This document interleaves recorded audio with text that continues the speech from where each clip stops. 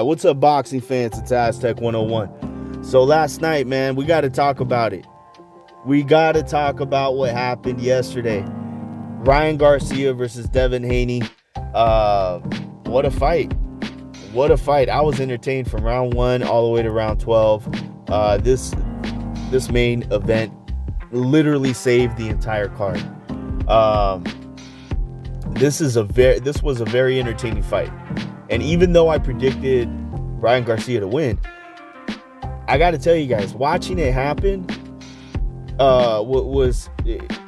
it's different. Like, saying it is one thing, but then watching it happen, it still felt like an upset. Like, I was still surprised when I saw that first left hook land in round 1.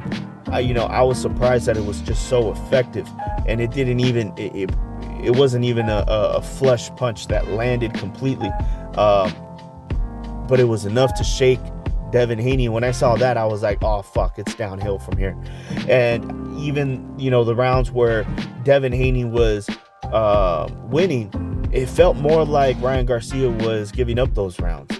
And it seemed, I don't know if it was tactical, I don't know what the fuck was going on, but I think that whole concept of just not knowing what was going to happen next, not knowing how Ryan Garcia was going to approach the round, that same feeling I think I was getting was probably what was going through Haney's head, which is why it was very hard for him to kind of predict what the fuck was going to happen next. 1 minute, Ryan Garcia is on the defensive using the entire ring, and the next thing you know, he wants to move forward at lightning speed, throw punches and in combinations, and beep, beep, beep, beep. And he'll land on Devin Haney. And this fight is a big fight for these young guys, and I think that Devin Haney can definitely come back and become champion again. But I don't think he needs to compete at 140 anymore, because he was drained. Not to use that as an excuse, but I think that makes a big difference when it comes down to punch resistance. Are you hydrated? That's a big part of punch resistance. So Devin Haney trying to make 140, I don't think is healthy. I mean, he needs to develop power. Something needs to happen. He needs to develop power and move up to 147, because there's a lot of guys at 140 that could really hurt Devin Haney. You know what I mean? That's just Ryan Garcia. That wasn't Pitbull Cruz. You know what I mean? That wasn't Teofimo Lopez. There's other knockout artists in the division, and Devin Haney needs to be, he needs to be able to be at least hydrated for his fight. This is the first time he's ever been knocked down. Also the first time he's ever fought someone his size.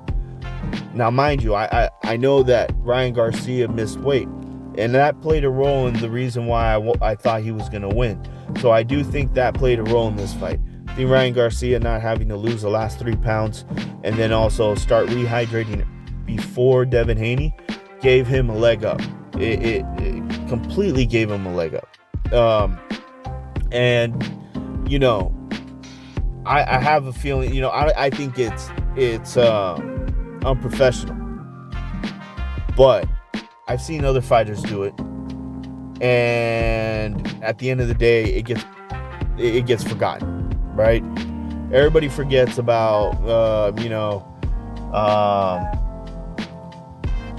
Benavidez losing his title on the scale, getting caught for coke.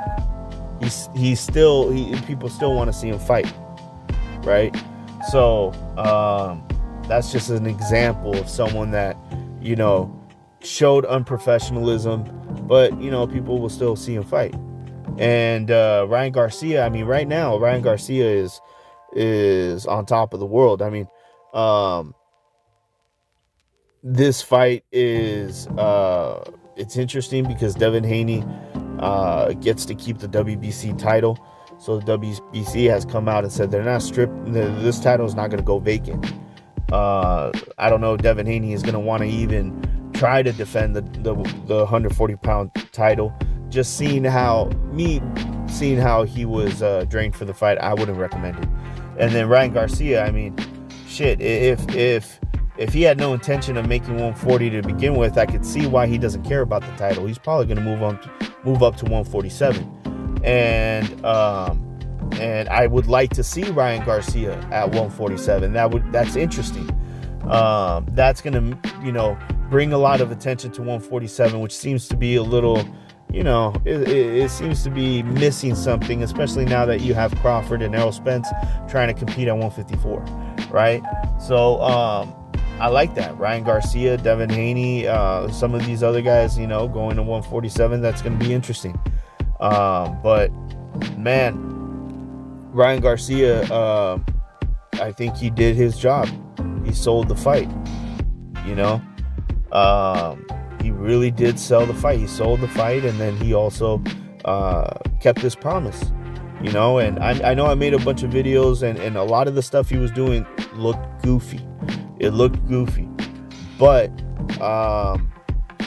this whole time, like, I feel like I knew that it's just an act. It's just for the cameras, It draws attention, it draws publicity, and it works, I don't know if it affected the ticket sales, but I don't doubt that the pay-per-view did really well. So I don't know. You guys let me know, what do you think of the fight? How do you think about it played out, on how it played out? This is Aztec 101 in the ring, and I'm out.